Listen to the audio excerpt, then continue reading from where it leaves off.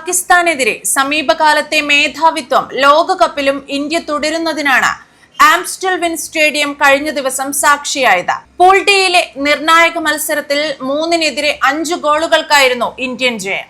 ഇതോടെ രണ്ടാം സ്ഥാനക്കാരായി ഇന്ത്യ രണ്ടാം റൗണ്ടിൽ കടന്നു. പാകിസ്ഥാൻ കിരീട പോരാട്ടത്തിൽ നിന്ന് പുറത്തായി. മത്സരശേഷം ഇരു ടീമുകളും ഹസ്തദാനം ചെയ്താണ് മടങ്ങിയത്.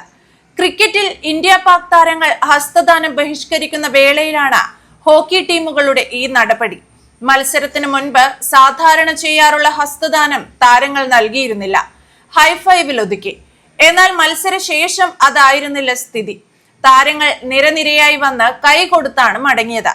മലേഷ്യയിൽ നടന്ന സുൽത്താൻ ഓഫ് ജോഹർ കപ്പ് മത്സരത്തിന് മുൻപും ഇന്ത്യയുടെയും പാകിസ്ഥാന്റെയും അണ്ടർ-21 താരങ്ങൾ പരസ്പരം ഹൈഫൈവ് നൽകിയിരുന്നു. സംഭവത്തിന്റെ വീഡിയോ വ്യാപകമായി പ്രചരിക്കുന്നുണ്ട്. മത്സരത്തിൽ ഇന്ത്യക്കായി ക്യാപ്റ്റൻ ഹർമൻപ്രീത് സിംഗും അഭിഷേകും ഇരട്ട ഗോൾ നേടി. വൈസ് ക്യാപ്റ്റൻ ഹർദിക് സിംഗും സ്കോർ ചെയ്തു. ഹനൻ ഷാഹിദും സുഫിയാൻ ഖാനും പാക് ടീമിന്റെ ഗോളുകൾ നേടി. 3 കളികളിൽ 6 പോയിന്റുമായാണ് പൂളിൽ ഇന്ത്യ രണ്ടാം സ്ഥാനക്കാരായത്. 3 കളിയിലും ജയിച്ച ഇംഗ്ലണ്ട് 9 പോയിന്റ് നേടി ഗ്രൂപ്പ് ജേതാക്കളായി. അവസാന മത്സരത്തിൽ ഇംഗ്ലണ്ട് വെയിൽസിനെ തോൽപ്പിച്ചു.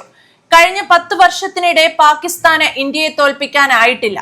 ലോകകപ്പിൽ 4ാം തവണയാണ് ഇന്ത്യ പാകിസ്ഥാനെ തോൽപ്പിക്കുന്നത്. 1973, 1975, 2010 എന്നീ ലോകകപ്പുകളിലാണ് മുൻപ് ഇന്ത്യ ജയം നേടിയത്. എന്നാൽ ഹോക്കിയിലെ സ്ഥിതിയല്ല ക്രിക്കറ്റിൽ. ഇന്ത്യ പാക് ക്രിക്കറ്റ് ടീമുകൾ നേർക്കുനേർ വരുമ്പോഴെല്ലാം ടീമുകൾ കൈകൊടുക്കാറില്ല. അടുത്തിടെ നടന്ന T20 ലോകകപ്പിലും അന്നത്തെ ഇന്ത്യൻ ക്യാപ്റ്റൻ സൂര്യകുമാർ യാദവും പാകിസ്ഥാൻ ക്യാപ്റ്റൻ സൽമാൻ അലിയാഗിയും ടോസിന് ശേഷം പരസ്പരം കൈ കൊടുത്തിരുന്നില്ല. മത്സരശേഷം താരങ്ങളും ഹസ്തദാനത്തിന് മുതിർന്നിരുന്നില്ല. പഹൽഗാം ആക്രമണത്തിനും ഓപ്പറേഷൻ സിന്ദൂറിനും ശേഷം ഇരു രാജ്യങ്ങളും തമ്മിലുള്ള രാഷ്ട്രീയ ബന്ധം വഷളായതോടെയാണ് മൈതാനത്ത് ഇത്തരമൊരു നിലപാടെടുത്തത്. പിന്നാലെ നടന്ന ഏഷ്യ കപ്പിൽ ഗ്രൂപ്പ് ഘട്ടത്തിലെ മത്സരത്തിൽ ഇന്ത്യൻ ക്യാപ്റ്റൻ പാക് ക്യാപ്റ്റന് കൈകൊടുത്തില്ല. മാത്രമല്ല, ഏഷ്യ കപ്പ് ഫൈനലിൽ നാടകീയ സംഭവങ്ങളും അരങ്ങേറി.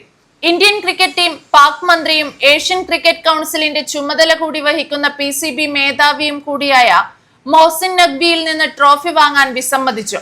പകരം Emirates cricket board vice chairman trophy കൈമാറണമെന്നും അഭ്യർത്ഥിച്ചു. എന്നാൽ നഖ്വി ഈ ആവശ്യം നിരസിക്കുകയും ഇന്ത്യൻ ടീം തന്റെ കയ്യിൽ നിന്ന് തന്നെ ട്രോഫി സ്വീകരിക്കണമെന്ന നിലപാടിൽ ഉറച്ചു നിൽക്കുകയും ചെയ്തു. ഇന്ത്യൻ ടീം പോഡിയത്തിൽ കയറാൻ കാത്തു നിൽക്കുമ്പോൾ ACC ഉദ്യോഗസ്ഥരിൽ ഒരാൾ ഗ്രൗണ്ടിൽ നിന്ന് ട്രോഫി എടുത്തു മാറ്റുന്ന അസാധാരണമായ രംഗങ്ങളാണ് പിന്നീട് കണ്ടത്. കപ്പും വിജയികൾക്കുള്ള മെഡലുകളുമായി നഖ്വിയും അദ്ദേഹത്തിന്റെ പ്രതിനിധിയും സ്റ്റേഡിയം വിടുകയായിരുന്നു. കപ്പില്ലാത്തതിനാൽ ഇന്ത്യൻ ടീം പ്രതീകാത്മകമായാണ് വിജയാഘോഷം നടത്തിയത്. ലോകകപ്പിൽ 16 വർഷങ്ങൾക്ക് ശേഷമുള്ള ക്ലാസിക് പോരാട്ടം. 16 വർഷത്തെ ഇടവേളയ്ക്ക് ശേഷമാണ് പുരുഷ ഹോക്കി ലോകകപ്പിൽ ഇരു ടീമുകളും മുഖാമുഖം വന്നത്. ഇതിനു മുൻപ് 2010 ന്യൂഡൽഹി ലോകകപ്പിലൂടെയായിരുന്നു ഇരു ടീമുകളും നേർക്കുനേർ ഏറ്റുമുട്ടിയത്. അന്നും 4-1 ഇന്ത്യ വിജയിച്ചിരുന്നു. സമീപകാലത്തെ തങ്ങളുടെ മികച്ച റെക്കോർഡ് ഒരിക്കൽ കൂടി അരക്കിട്ടുറപ്പിക്കുന്ന പ്രകടനമാണ് ഇന്ത്യൻ നിര ഈ മത്സരത്തിലും പുറത്തെടുത്തത്. പാകിസ്ഥാൻ തിരിച്ചുവരവിന് ശക്തമായ ശ്രമം നടത്തിയെങ്കിലും ഇന്ത്യൻ പ്രതിരോധം നിർണായക ഘട്ടങ്ങളിൽ പിടിച്ചുനിന്നു. പാകിസ്ഥാനായി ഹനാൻ ഷാഹിദും നാഫിയാൻ ഖാനും ഗോളുകൾ നേടി സമ്മർദ്ദം സൃഷ്ടിച്ചെങ്കിലും ഇന്ത്യക്ക് വിജയം കൈവിടേണ്ടി വന്നില്ല.